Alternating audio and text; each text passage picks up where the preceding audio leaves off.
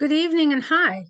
I'm Marilyn Kushner, curator and head of the New York Historical's Department of Prints, Photographs, and Architectural Collections. Tonight, I look forward to diving into our architectural collections, specifically sharing some highlights and talking to you about them. Before we begin, I would like to thank our trustees, our chairman, council, and of all of our members and other generous donors. Your support allows New York Historical to continue to pursue our mission. Before we launch our program, I wanted to let you know that it will last approximately 45 minutes, including 15 minutes for answers and questions and answers at the end, which you can submit via the Q&A function on your Zoom screen at any point during the presentation. We have disabled the chat function, so please do make sure that you use Q&A. After the presentation, we will get to as many questions as time allows. Next slide, please. All right, so I'm going to start with this slide.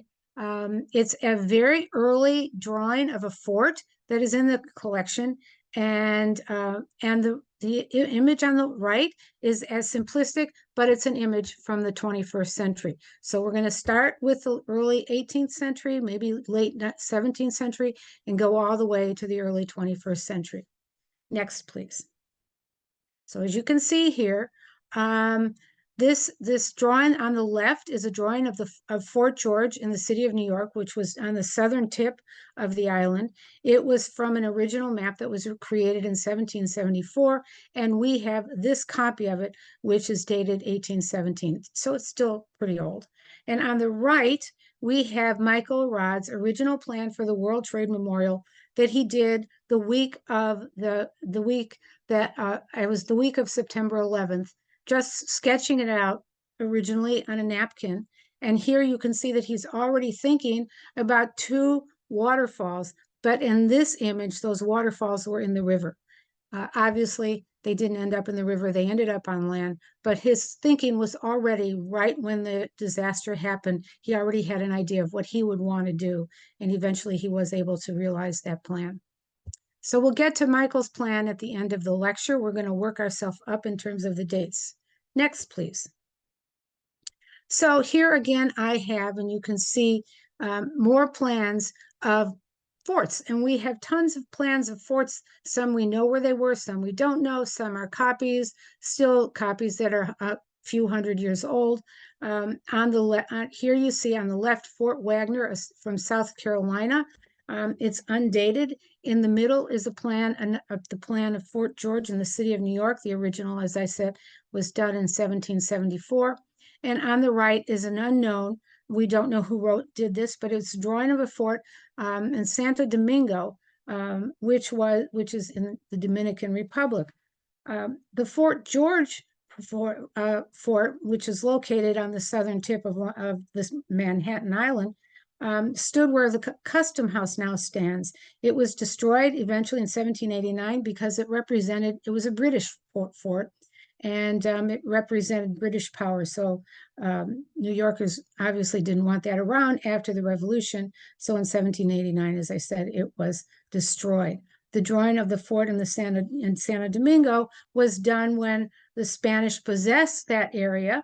Santo Domingo was founded in 1496 by Bartholomew Columbus, the brother of Christopher Columbus, which is something I didn't know before I started looking into these plans. The county at that time was the seat of the Spanish possessions in the Americas, so obviously they needed a way to protect their possessions, and they built this fort. Next slide, please. This is City Hall. That was designed by John McComb, Jr. This elevation is from the early 19th century. McComb was one of the most important architects in New York City at that time. He spent his whole career here, and he is buried in Greenwood Cemetery, which is a terrific place to visit because a lot of very important people to New York City were buried there. The bulk of the City Hall of the McComb collection dates from 1800 to 1830. And what I'm going to do first is give you a brief outline of these collections and where they came from, what they are, what they're composed of. So the bulk of this collection, the McComb collection, was from 1800 to 1830 when he was the main architect of New York City. Most of the objects were donated by Daniel Parrish Jr. in the late 19th and early 20th century, and afterward by McComb descendants in the first half of the 20th century. And what we're going to see, and what I'll point out to you, is that most of these drawings from the 19th century and the early 20th century were donated by family members or some by the architects themselves. As we get into the 20th century and certainly the early 21st century, a lot of architectural firms, number one, grew and became very large. The architects then began to sell their collections and not donate them. And a lot of them are now digital. So we're dealing with these early drawings, which really show the talent of these architects and what they could do and how they were trained. We're going to get into that as well. The McComb collection consists of 500 architectural drawings, 150 of which deal with City Hall, and also drawings of New York City churches, houses, and other public buildings. In total, we easily have over 500,000 architectural drawings in the collections. And this is one of the reasons I wanted to take this opportunity to talk to you about it, because it is such a huge part of our holdings, and very few people have any idea that we have what we do have. There are scholars that know about it, but the public doesn't. So this is a very exciting opportunity for me to show off these collections. McComb worked on City Hall with Joseph Mangin, who was a French and American architect, and the city surveyor who worked on the old St. Patrick's Cathedral at that time as well. But Mangin died in 1818. You can see that this is very French neoclassical in terms of the symmetry, in terms of the cupola at the top, and I'm going to show you some details of all of that. The garlands that you see, this garland type presentation right here was also neoclassical for them. There is some rustication. This is what we call rustication. That actually goes back to the early Renaissance. If you look at some of the buildings in Florence, for example, there's heavy rustication on the bottom of some of these buildings, and it looks like this you see here as well down here. And you see engaged columns again, which are also very typical of early architecture. You can see them here, early Renaissance architecture. Next slide, please. You can see here different iterations of this. Is a repeat of what we looked at before. This is an older but newer image of City Hall, and this is City Hall, which is, as we see it now, it is still standing in its original form down on the south part of the island. Here you see drawings of what the cupola that was to stand here. Obviously, he didn't end up doing what he said. He was playing around with this, and you can see him playing around with cupola drawings here. And here this is another huge sculptural piece that we have an original drawing for that as well. Next, please. And here is that sculptural piece that I'm talking to you about. I'm really sorry that it's a little fuzzy. I had to take that photograph myself. I thought we had one taken professionally, but we didn't. But you can see that this is very, very complex and quite a beautiful piece when one is able to see it up close, which I haven't done either. Next, please. Going now to Alexander Jackson Davis, his dates were 1803 to 1892. He studied Greek architecture, but he often, as you can see in this very medieval looking building, ventured away from that in his career. And you're going to see a lot of that in the A.J. Davis drawings. We have 800 drawings by him dating between 1827 and 1884. This collection is very strong in New York materials, but we also have drawings of other buildings that were constructed. Some were studies. He lived out in New Jersey, near where I live, but he was very active in the city of New York. Most of these drawings were donated to NYHS by Samuel Hoffman in 1927 and Edward Litchfield in 1976. Again, the donations go further back because, as I said now, those donations happen less often.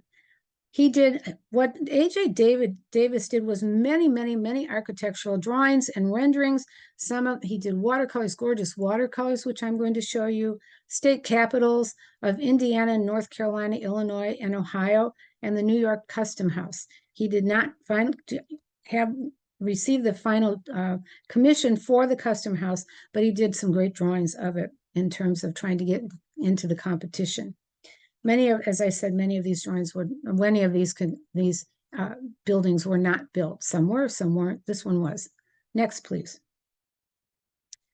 I was especially drawn to this image because it's a drawing of the house for David Hosack, a residence that he had in Hyde Park, New York, and I wanted to put this in because he was also one of our founding fathers, and so this is one of the type of country houses that A.J. Davis is known for. It's not a stupendous drawing, but for me, it's a very exciting one to have. Hosack, in addition to being one of our founding fathers, was a very important botanist at the time. And he was also the doctor that tended to Alexander Hamilton after his duel with Aaron Burr. I didn't know that until I started researching all of this, but that's a pretty cool fact to have about him. He was a patron of many painters, including Thomas Cole. And Hosack, in this home, Hosack had a very, very extensive garden, and he was known for raising a lot of the materials that he used in his medications. Next, please. This is one of my favorite A.J. Jackson studies. It's a study for double parlors done in a completely classical style, as you can see with these columns here, with these ionic capitals, and you see also a sense of great balance in here. This is all a very classical kind of composition. It was a salon at that time was a vestibule to the living room. So when people would come in the house, and this was the front of the house, they would come in, they would sit in the parlor and wait for their host to come and get them and bring them further into a living room. But he didn't do many salons. This one he did not finish. This was never realized. But it's one of my favorite pieces that he did do. Next, please. This is a gorgeous drawing that we have of a design for the interior of New York University Chapel, which he did in 1835. This no longer exists. It was inspired by King's College Chapel in Cambridge and the Chapel of Henry VII at Westminster Abbey. So obviously, Andrew Jackson Davis had been over to England and to the continent, and he was very influenced by what he saw there, and we can see that in a lot of his beautiful, gorgeous drawings, this being one of them. This chapel at one point faced Washington Square, but you can see here also that he's playing with Gothic ideas. These are not, this is obviously not a very classically inspired building, but very Gothic in the way he uses these arches, in the way you have these pilaster columns that seem to be attached to the wall. This is all a very and especially this kind of a window at the entrance. This is some people say that this chapel was one of the finest examples in New York City of the Gothic revival. Next, please. More A.J. Davis, study for an ornamental bracketed cottage. I love this piece just because it seems to be so peaceful, and it's a good example of how he could do homes for important people, but homes for everyday, not every day, but homes for people who could afford to engage his services. And on the right, another A.J. Davis drawing of a dwelling in Gramercy Park. So he's doing things in the countryside, he's doing things in the city. He was all over the place, some imagined, some realized, but we see this great output of drawings and ideas in his drawings, which are oftentimes requested for other exhibitions. Next, please. This is the house for John Cox Stevens, which was realized. It's now on West Broadway. Those other two houses that I just showed you, the cottages, were built up in the Hudson. That A.J. Davis did a lot of things up the Hudson River, but he also did a lot of things in New York City. John Cox Stevens was a well-known businessman in New York City and a great yachtsman, and he was very known for that. Here you see that A.J. Davis is playing with the architectural past. Something like this might look like the Pantheon in Rome. You see these columns with these Corinthian capitals. That's very classically inclined. And this idea of total balance from one side to the other. The one thing I see here is this rustication again, which is really more related to the early Renaissance buildings than to the height of the Renaissance. Next, please. Moving on to Central Park. Central Park, in 1857, the Board of Commissioners decided that they had the property, but they wanted to actually build a park. They wanted to have a competition, so they did. There were 33 entries into the competition.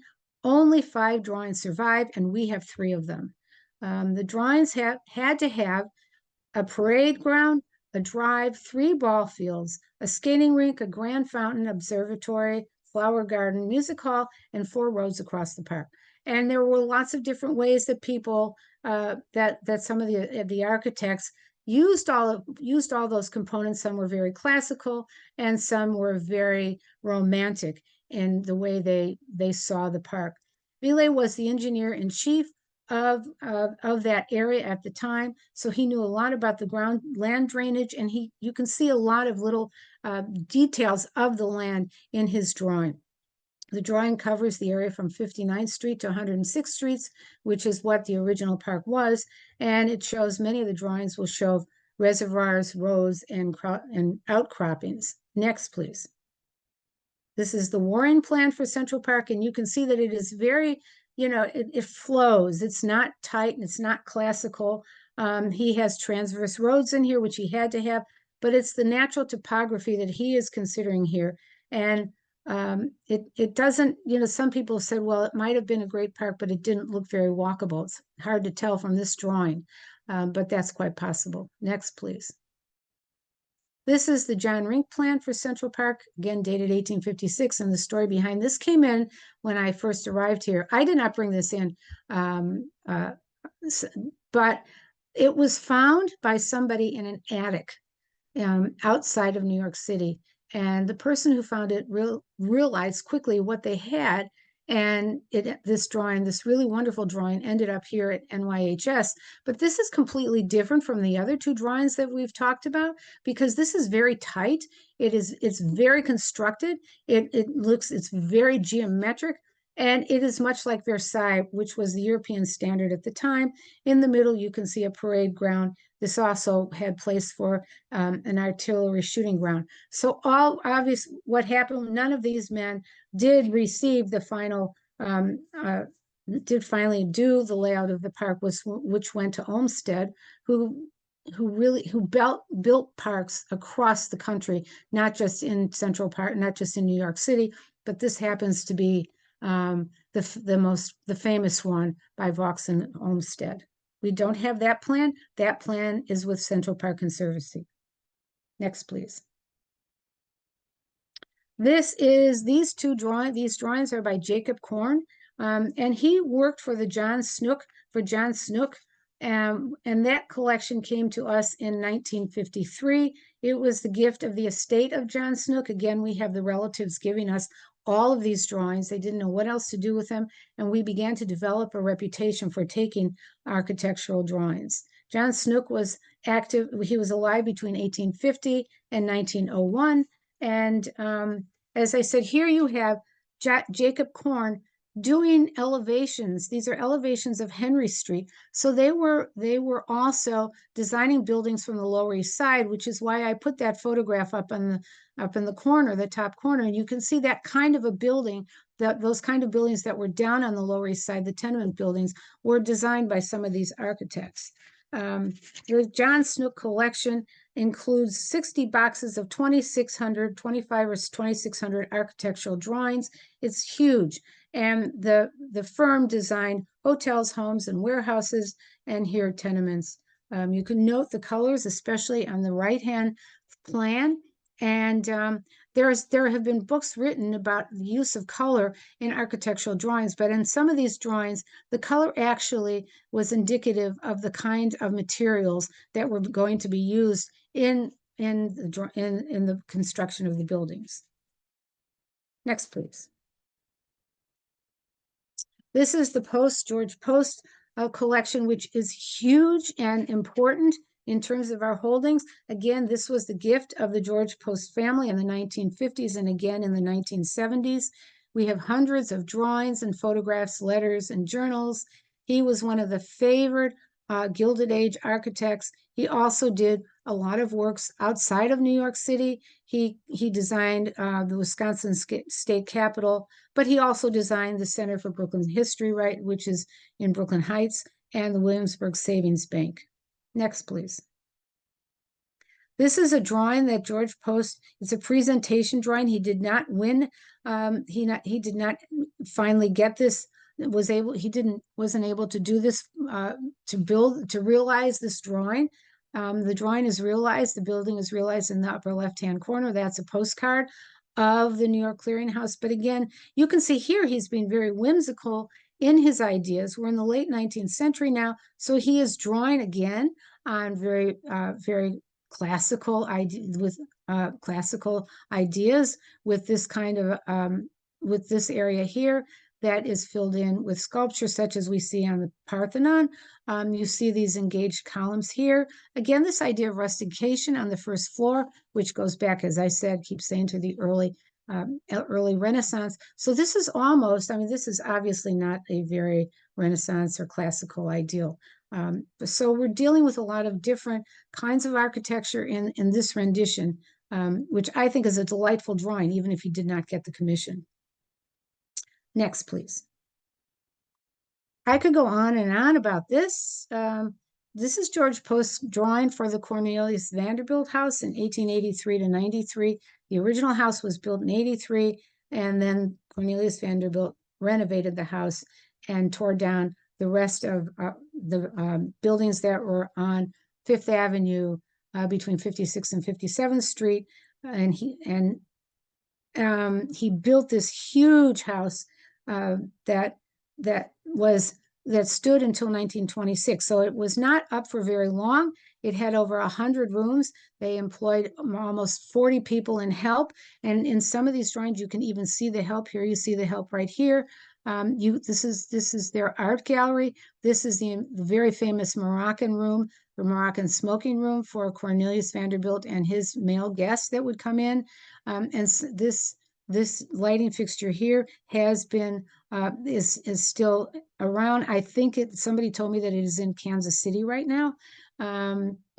Cornelius Vanderbilt did have ties to the Kansas City railroad consistency. So I think it might be somebody told me that it's hanging in a movie house in Kansas City. I would love to go and see if I could see it there.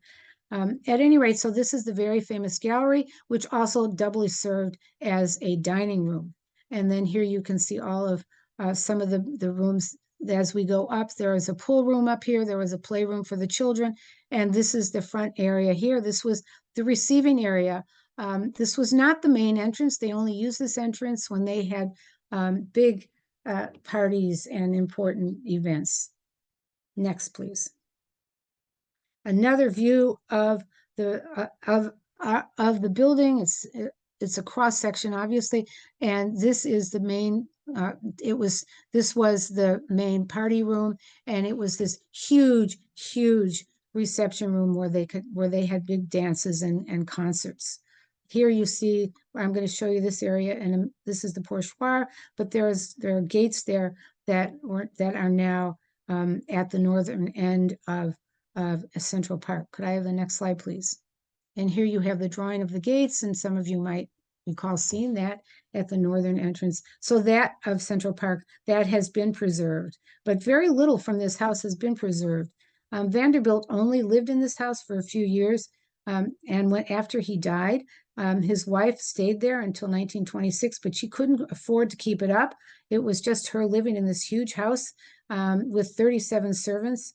And so she eventually sold it in 1926. She actually had the public come through to view the house right before she sold it, and it was demolished. And Bergdorf Goodman is now in that area where this beautiful mansion was at one time. Next, please. I find this very interesting. These drawings are by William Adams Delano. They're drawings that he did for the Ecole des Beaux Arts. And some of you might remember the show that we did of the Peter May collection, which were all Ecole des Beaux Arts drawings. And this really shows an American who went over to Paris and was part of the Ecole curriculum. And what they had to do, they were given assignments. And if you look closely on some of these, you can't see it in these. I think you can see it right here. Comments by some of the professors in terms of how they felt about what Delano had done, where he could make improvements, where he got it right. And so they were given assignments of different points of view of one building, as you see here, and you see that here. Here, this was an assignment for the outside and the layout, and eventually gardens. So that when one looks at these Delano drawings, unfortunately, none of these buildings were built, but is a wonderful dive into how these architects, some of these architects were schooled in the Ecole des Beaux Arts and in the classical tradition that many of them worked with. Next, please. Cass Gilbert. Cass Gilbert was an amazingly important artist here. He was the architect of the Woolworth Building. He worked on many projects here in New York and throughout the country. This is the main entrance to the Woolworth Building, a beautiful drawing that we have of that. And one of the things that I'm really taken by when one thinks about Cass Gilbert is that fine art was very important to him. And so he often would rely on fine artists to do the capitals, especially in the tops of the columns in the Woolworth Building. He would rely on fine artists to work on the stained glass windows.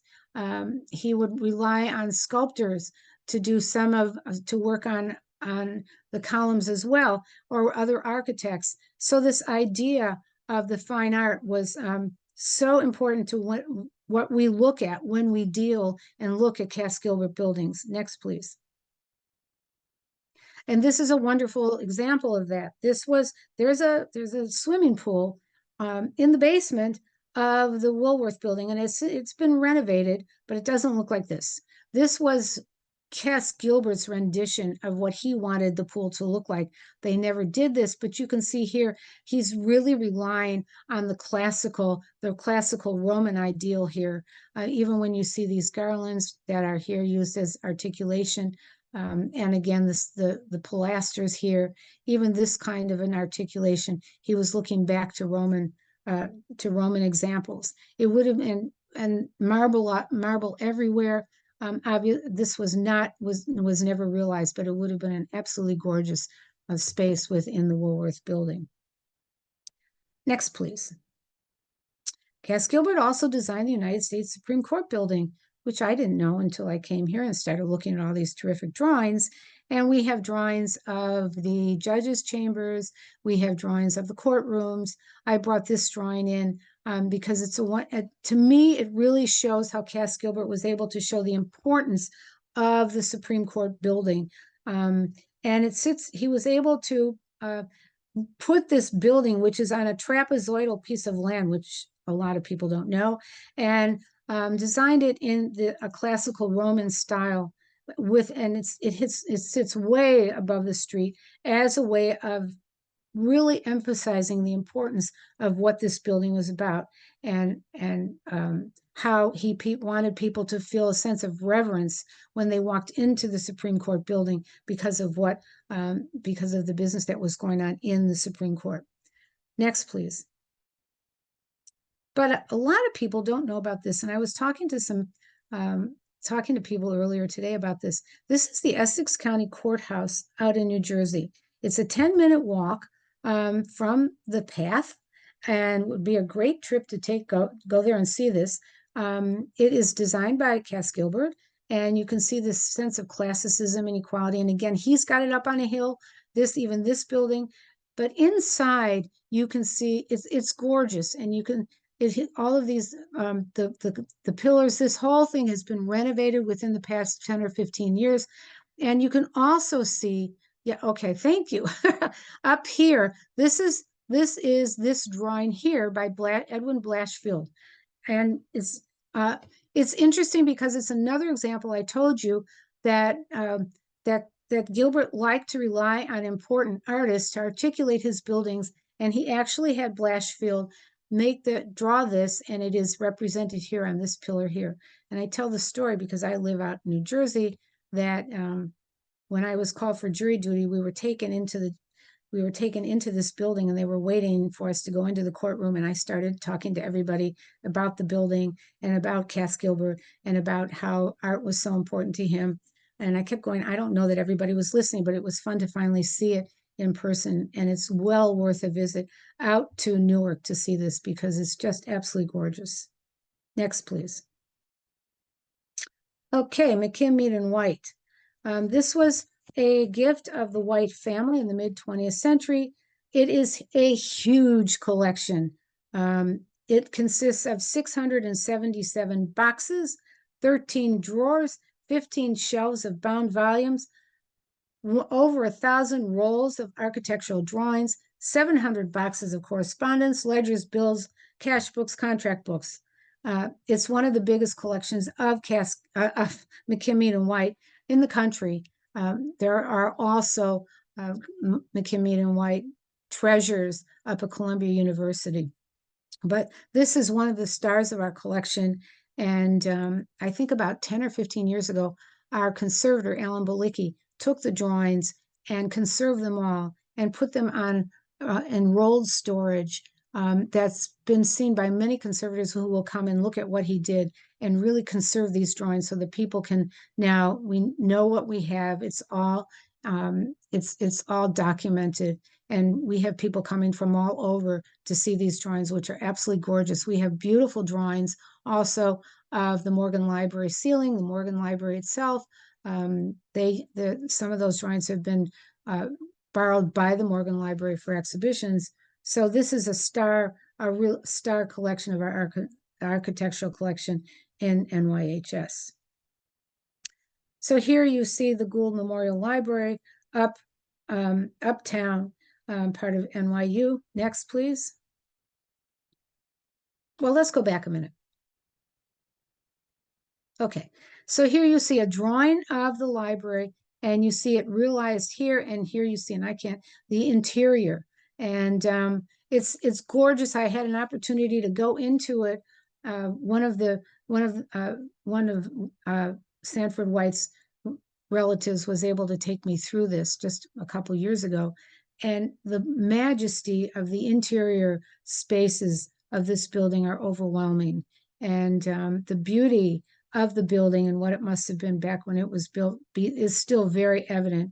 Even when you walk outside of the building, but inside, you can see this in this photograph here, how it really is so classically designed in terms of the columns and of the spaces and of the measurement of the spaces. It's really a gorgeous building. Next, please. Here we have the front elevation of the Farley Post Office, obviously this very Beaux Arts style, and based completely on classicism. This is not the final rendition of the building. We have about 7 plans that look like this with different details and different way the columns are represented. The steps are here in some, and they're not in some of our other drawings, so that I could do a whole exhibition just on the front elevations of the post office. And the interesting thing about this is that the post office on 8th Avenue was meant to really mirror Penn Station, which we can't see anymore, unfortunately, right across the street from it. But they mirrored each other and were built together at the same time. McKim trained at the Ecole des Beaux Arts, and we have drawings that I showed you, the Delano drawings. This is exactly how McKim was taught to design when he was at the Ecole des Beaux Arts. This collection has more than 100,000 objects in just this collection, and the 100,000 objects I'm saying is a very low number. There's many more than that in the collection. Next, please. This is a lovely little, I brought it in. It's a elevation of Madison Square Garden, the original one on the east side. It's the lower part of the tower. And this is where Sanford White met his end in the garden space up at the top. But again, the use of different colors and articulating the different uses of materials are really very quite evident in this drawing. Next, please. This is, we found this when we were rummaging through some of, I don't want to say rummaging through, we're going through some of the objects that we had in a box. And these are the office rules that hung in the offices of McKim, Mead and White. And I can just read you one it's very hard to see this. Private correspondence during office hours and the use of office stationery, books, and materials for personal purposes is strictly prohibited. The carrying on of private work of any character in the office will not be allowed. That's number 5. I could read through all of these strict lines on how the architects, the men, it was always men at the time, had to behave and how they had to be there on time, how many hours they had to work, if they couldn't work overtime. And you can see in number 4, this rule must be absolutely observed. All persons are member of the office, excluding from the dining room, are excluded from the drawing room, so that only the architects could be in the drawing room, probably because they didn't want anybody to come in and see what they were doing, but just full of fun office rules. I've often thought that we should reproduce this somewhere and sell it as a poster. Next, please. And now we're back to the Michael Arad. This whole collection, and he has given us the whole collection he had of all the studies for the 9/11 monument, all of the mock-ups. He has given us all of the names of the people that surround the pools, and told us how he did that. If anybody ever needs to study the monument, they have to come to us because we have everything.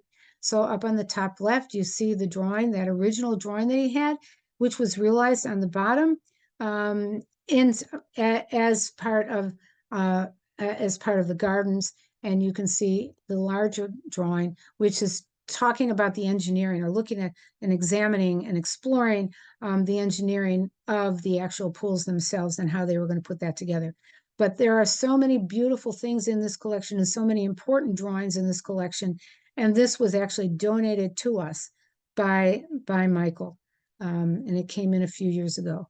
So it's one of the stellar examples of what we have for late 20th, early 21st century architecture. But as I said, many times these studies by famous architects are being sold off. This we were very lucky to have donated to us. So that with that, I'm going to end and start taking questions, and I'd love to see if I can answer some of them. Okay.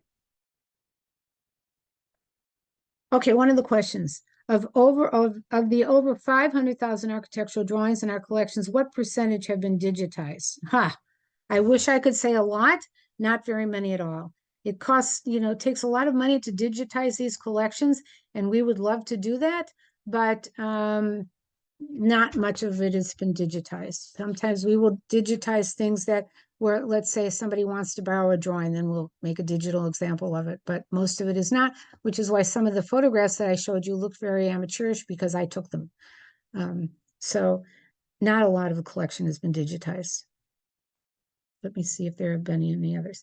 Do we have any architectural drawings from female architects where women ever explicitly banned from? I didn't get the whole question there. Oh, okay. Were women ever explicitly banned from the architectural field, or was it just general cultural consensus? It was cultural consensus. I don't think that women were allowed in the McKim, Mead and White rooms, just because they were other people, not because they were the women. But women really did not partake in the architectural field until much later in the 20th, the mid to the late 20th century. Let's see. Do I have another one? I'm not sure that there are any other questions coming in. So I think, wait. Now that architecture has moved to digital formats, how are the drawings being preserved? Well, that's a problem. That, I mean, I know that Michael Arad did a lot of his drawings digitally, but he also had copies of them that we have. So this is one of the things that's being lost in the era of digitizing. When the architects themselves are working with digital examples, some of them save them, some of them don't. But again, those are not coming into museum collections yet. I would imagine that eventually they will, but right now they're staying with the architects. Any other questions? Okay, well, I want to wrap it up by saying that I want to thank you for all your participation and for your exceptional support of the New York Historical Society. We also hope you can join us again soon for another program featuring treasures. I would love to do this again from our prints, photographs, and architectural collections. And I want to finally say I look forward to seeing you at our upcoming exhibition, which will open at the end of this month. It's titled From Paul Revere to Edward Hopper, Treasures from the Leonard Milberg Collection. It's going to feature over 130 prints, drawings, and some prints and drawings, and some watercolors, beautiful watercolors. It's a gorgeous collection, which is so perfect for us because it's beautiful art, wonderful prints, and it's going to trace the history of New York from the late 18th century up until the mid 20th century. I'm very excited to be working on this with Linda Ferber, and we'll love to see all of this finally up on the wall. They're going to be, as I said, over 130 images in this collection. So please do come and see it. We'll be taking tours through, and I'd love to talk to you about that further. So thank you all.